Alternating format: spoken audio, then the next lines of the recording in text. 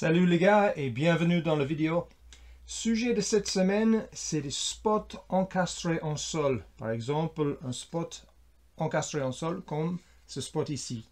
Donc, souvent, on va mettre ces spots ici, pas loin des murs, pour faire un éclairage rasant d'un mur ou pour mettre en valeur un bâtiment, un pont, un chaînage en pierre ou même un arbre. Donc, il y a deux sujets vraiment importants par rapport à ces spots que j'aimerais bien vous expliquer aujourd'hui. Donc, les problèmes que je vois le plus souvent avec ce type de spot, il y a deux problèmes que je vois. Les deux concernent l'eau dans le spot. Donc, ce modèle ici, cet exemple ici, il est en bon état. Mais j'ai un autre exemple ici qui a été déposé. Et là, on voit bien que c'est pas la même chose. On voit sur la surface du vide, il y a des gouttes d'eau. Et quand je le tourne, on voit qu'il y a en bas, il y a un peu d'eau à l'intérieur de l'appareil. Et l'eau, ben, ça a fini par détruire le spot. Donc, façon qu'on a de l'eau dans ce type de spot encastré en sol, il y a en gros deux probabilités. Quand je vois ça, il y a une de deux choses, ou voire même les deux de deux.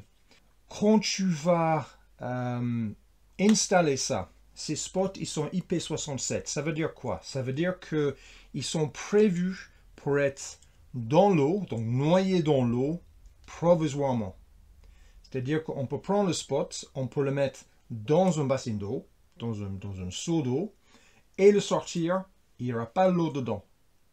Par contre, il n'est pas IP68. Ça veut dire qu'il n'est pas prévu d'être noyé dans l'eau pendant une période prolongée.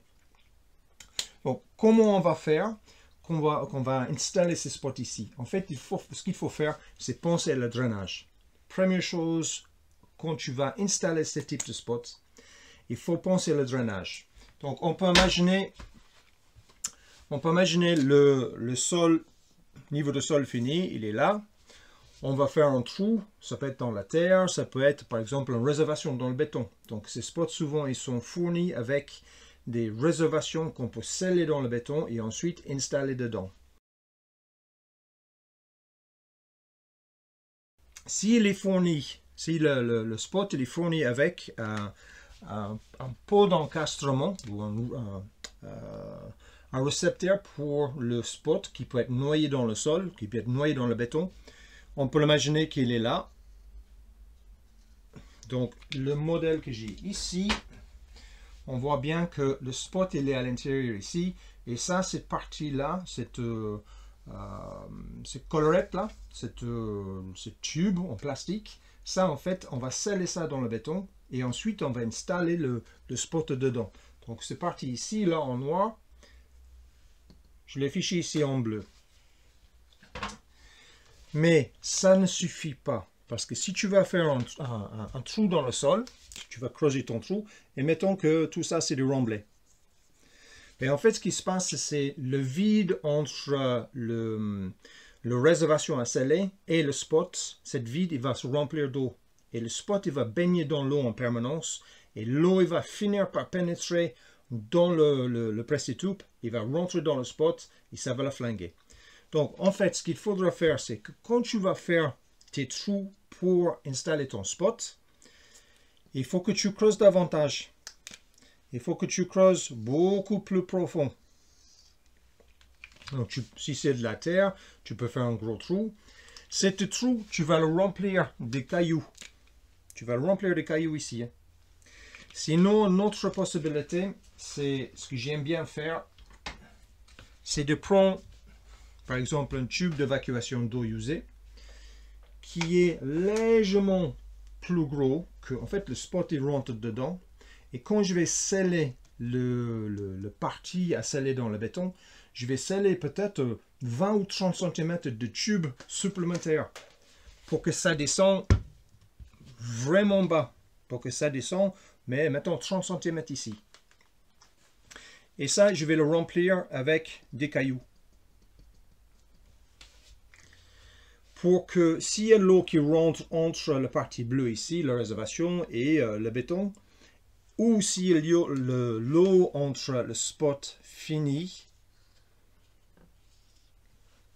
et la réservation, ben cette eau, il peut couler dans le sol, il peut s'évacuer. Parce que si ça stagne dans l'eau, ça va le flinguer. Donc, première chose, il faut penser le drainage. Il faut vraiment que ce tube-là soit bien drainé. Donc, va le plus profond possible.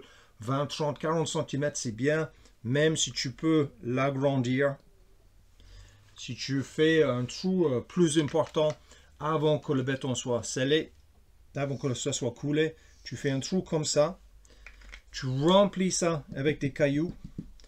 Éventuellement aussi avec le longueur de tube, la longueur de tube en PVC, pour que ça descende bien dedans. Et tu remplis l'ensemble avec du gravier, avec des cailloux, des petits cailloux, pour que l'eau qui est là, il puisse s'évacuer. Donc ça, c'est la première chose. Il faut vraiment penser au drainage.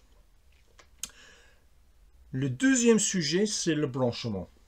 Donc là, si vous voyez sur ce spot, il est fourni avec un câble qui fait, allez, ça fait peut-être 1 mètre. Donc ça, il va falloir raccorder ça quelque part. Si tu fais comme ça avec un tuyau, par exemple, les 80, ou si le spot il est plus gros, un tuyau de 100, 125, 160, etc.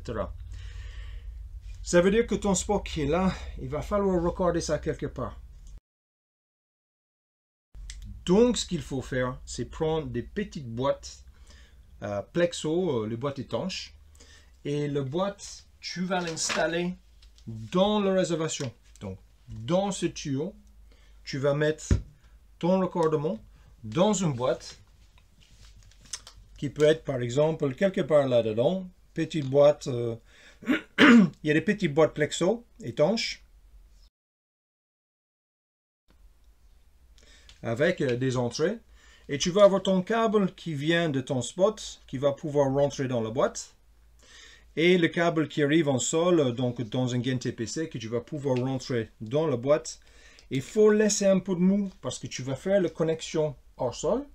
Et ensuite, tu vas enrouler l'ensemble dans le sol ici. Donc, tu risques de finir avec un boucle en bas ici. Tu risques de retrouver avec peut-être 20 cm de câble qu'il va falloir mettre dans le sol.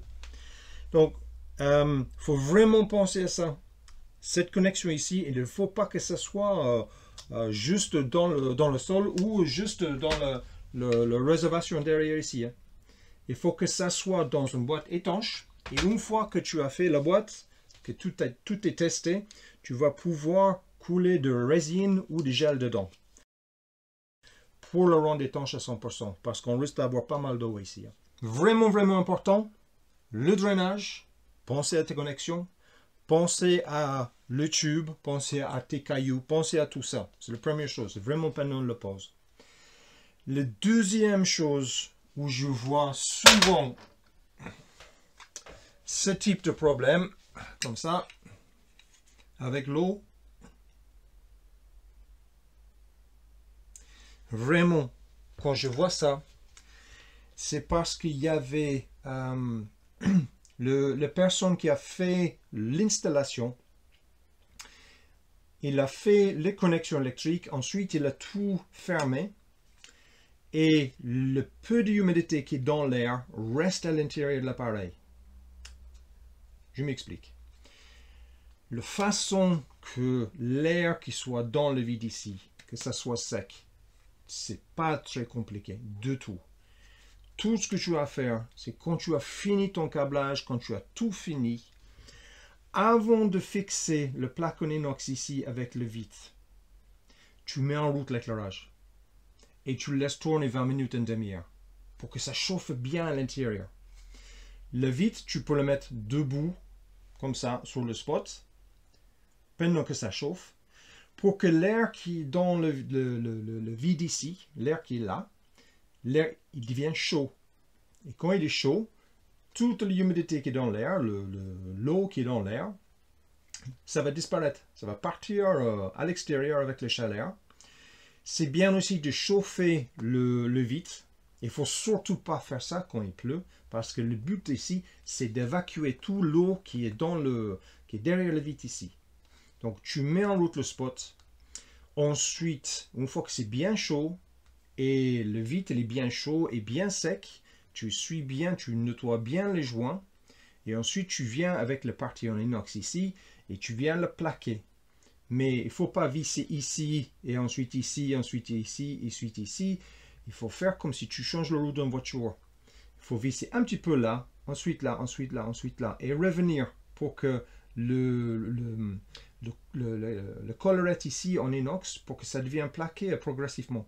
Pas juste un côté plaqué à fond, et ensuite l'autre côté. Si tu fais comme ça va mal plaquer sur le joint, et ça ne serait pas étanche. Tu vas avoir l'eau qui rentre.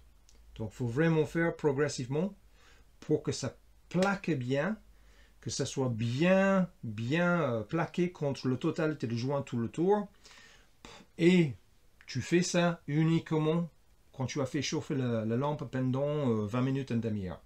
Donc voilà, quelques astuces là pour le pose des spots encastrés en sol. Si tu ne le fais pas, je te garantis, ça finit comme ça avec l'eau dedans. Et ton client qui t'appelle, oui monsieur, vous avez posé ça il y a 1 mois, 2 mois, 3 mois, et ben, ça ne marche plus parce que, en fait, les LED et le driver derrière, ils ont pris l'eau, ils sont morts. Pour éviter tout ça, garde en tête la pause, et garde en tête une fois que tu as tout fini, avant de mettre le vitre, tu le mets en chauffe avant de plaquer le collerette en inox.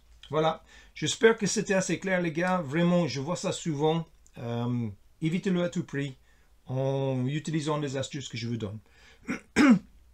Voilà, ben voilà le vidéo de cette semaine, j'espère que c'était assez clair.